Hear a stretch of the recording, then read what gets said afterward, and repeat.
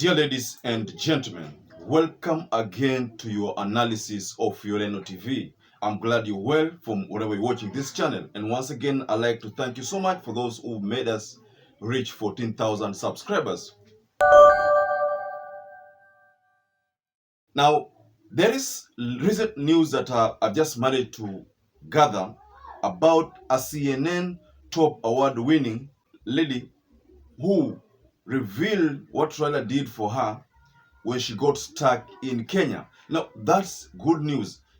So while speaking to Success Africa in an interview, the lady, that is Cheboy, said, I graduated from Maryhill High School with an A average, and I was given scholarship that required me to go to the US. I had 2 weeks to submit my report. That's what she said. And then she continued by saying, my area MP organized my passport, but I was stuck. I had no visa or travel flight ticket until I met RAILA, who handed me 300,000.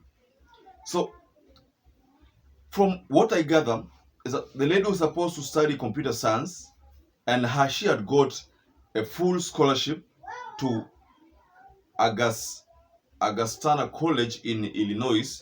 That was in 2012. So I think that is the time she says that she came across RAILA Amolo Odinga, who supported her. And because of RAILA Amolo Odinga, she has managed to become a philanthropist. And by that, she has a very interesting project. I think this is what most people call giving back to the community. So Cheboy won the competition held at American Museum of Natural History after beating 10 other finalists, according to Anderson Cooper, that is a seasoned CNN journalist. So Cheboy left, according to what many people say, and according to what she unveiled in that Success Africa interview, she said she left a lucrative software engineering position in Chicago in 2019 to launch TechLead Africa. And by the way, TechLead Africa, I think I know it, and it's a non-profit organization that builds computer labs for Kenyan kids. I think this initiative of TechLead Africa is trying to support what Uhuru Muigai Kenyatta introduced when he first took over the government. That was in 2013. If you remember very well, that time there was the computer for schools. Watoto walikuwa wanunuliwe laptop kila mtoto. But then that project did not take off or has never been successful. So I think what Cheboy introduced was actually in line with what Uhuru Muigai Kenyatta had introduced had sought to introduce in 2013. Mind you, in 2012, Cheboy says she met RAILA Amolo Odinga, who handed her 300,000, and that facilitated her journey to the US so that she could actualize her dream of being a computer software engineer.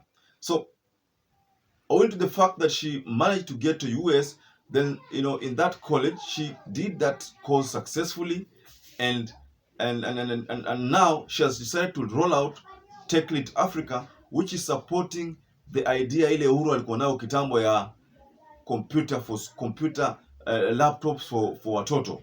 The watoto nafaa wapewe laptop. So unapata kwamba Cheboy amemcongratulate RAILA Amolo Odinga sana. Amesema RAILA Amolo Odinga is a true leader.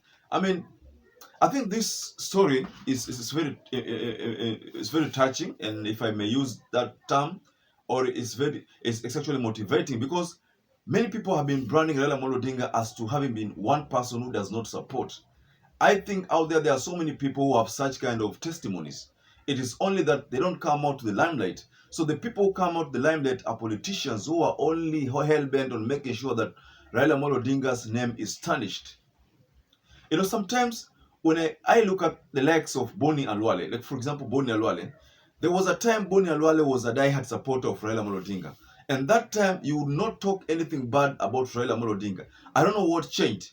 But I remember even after something changed, the friendship or the relationship between RAILA Amolo Odinga and Boni Alwale became so. Still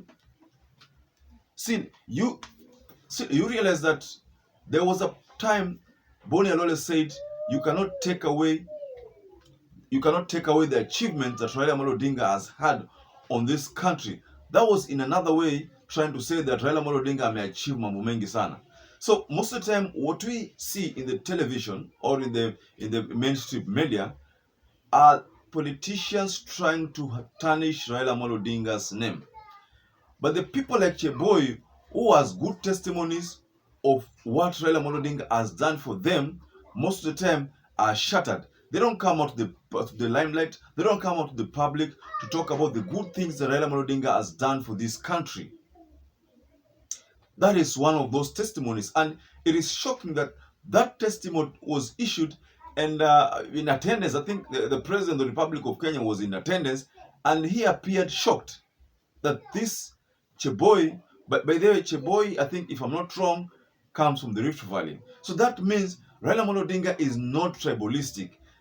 He could have said that, no, you are not a Luo, so how do I support you?